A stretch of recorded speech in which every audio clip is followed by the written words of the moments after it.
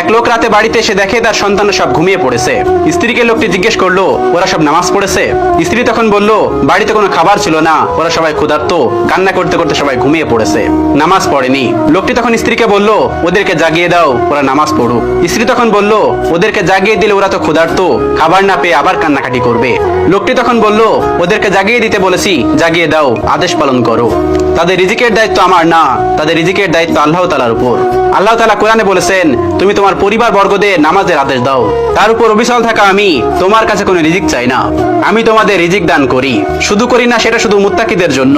একথা শুনে স্ত্রী ততক্ষণ ছেলে মেয়েদের উঠিয়ে নামাজে দাঁড় করিয়ে দিলেন। নামাজ শেষ করে তারা যখন উঠে দাঁড়ালো, এমন সময় দরজার উপাস থেকে সালামের আওয়াজ ভেসে আসলো। দরজা খুলে দেখলো এক লোক এবং তার কাঁধে অনেক খাবার। লোকটি বলল, এগুলো আপনার পরিবারের জন্য, গ্রহণ করুন।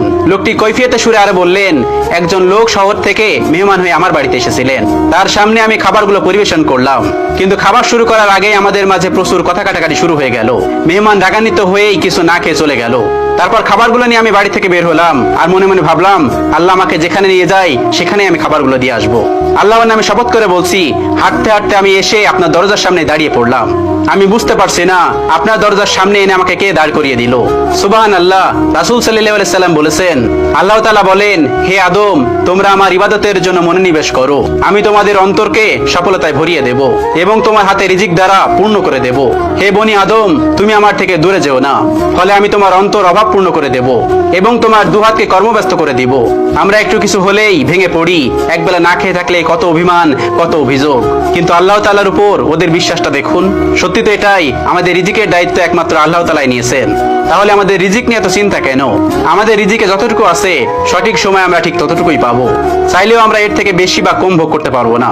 একটা কথা চিন্তা করেন, এই পৃথিবীতে তো কত প্রাণী আছে, শুধুমাত্র মানুষ একমাত্র প্রাণী যে খাবারের সন্ধান করে বেড়ায়, আর অন্যান্য প্রাণীগুলো কিন্তু না খেয়ে মরে না। এটাও আপনি চিন্তা করে দেখেন, বনের সবচেয়ে হিংস্র প্রাণী বাঘ, সেও কিন্তু না খেয়ে থাকে না। আবার ছোট্ট পাখি চড়ুই, সেও কিন্তু না খেয়ে থাকে না। ছোট্ট পাখি হামিম বার্ড, সেও কিন্তু না খেয়ে থাকে না। সবার রিজিকের দায়িত্ব কিন্তু একমাত্র আল্লাহ তাআলাই নিয়েছেন, কিন্তু আমরা বুঝি না। আমরা সবসময় রিজিকের পিছনে দৌড়াই, আমরা চিন্তা করি আমাদের আরো লাগবে, এই জিনিসটা নেই কেন, আমাদের আরো কিছু হলে ভালো হবে। কিন্তু এই কথাটা মনে রাখবেন, আপনার উপরে যে রিজিকটা আসবে, সেই রিজিকটা কমও আসবে না, বেশিও আসবে না, যেটা আপনার উপর নির্ধারিত সেটাই আসবে। অথচ আমরা মানুষ ঘুষ খেয়ে, সুদ খেয়ে, হারাম কাজ করে, লোকের টাকা মেরে আত্মসাৎ করে আমরা ভাবি আমরা অনেক ভালো কাজ করেছি, মহৎ কাজ করেছি। একটা কথা চিন্তা করবেন, আপনার যা কিছু দিয়েছে সৃষ্টিকর্তা সেটা পরীক্ষার জন্য দিতে পারেন। মনে রাখবেন, সবসময় সৃষ্টিকর্তা দিয়েও পরীক্ষা নেন, আবার চিনিও পরীক্ষা নেন।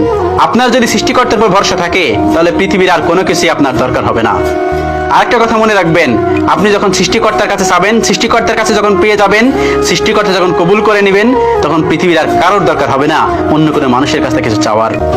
ভরসা সবসময় সৃষ্টিকর্তার উপরে রাখুন, এবং রিজিক সৃষ্টিকর্তার প্রদত্তই আসে, মানুষ প্রদত্ত নয়। আমরা চিন্তা করি আমরা এই কাজটা করলে হয়তো বা এই কাজটা হবো, কিন্তু এই কাজটা করার আইডিয়াটা কে দিয়েছে, এই কথার মাথায় নিবেন। আমি এক রাস্তা দিয়ে যাচ্ছি, রাস্তা দিয়ে যাওয়ার সময় আমি রাস্তা ভুল করেছি, হঠাৎ একটা মানুষের সাথে দেখা, এবং সেই মানুষটা আমার পথ বলে দিলেন যে আপনার এই পথটা ভুল হচ্ছে, এই পথটা সঠিক পথে চলুন। এটা মনে রাখবেন, সৃষ্টিকর্তা কোনো না কোনো ওয়েতে আপনার সেটা জানিয়ে দিয়েছে আপনি ভুল পথে চলছেন। কারণ আপনার রব কখনোই চায় না আপনি কষ্টে থাকেন, আপনি খারাপ দিকে চলে যান। সবসময় এই কথা মাথায় রাখবেন, আমাদের রিজিকের দায়িত্ব একমাত্র আল্লাহ তাআলা নিয়েছেন। আল্লাহ তাআলা আমাদের সকলকে বোঝার তৌফিক দান করুন, আমিন।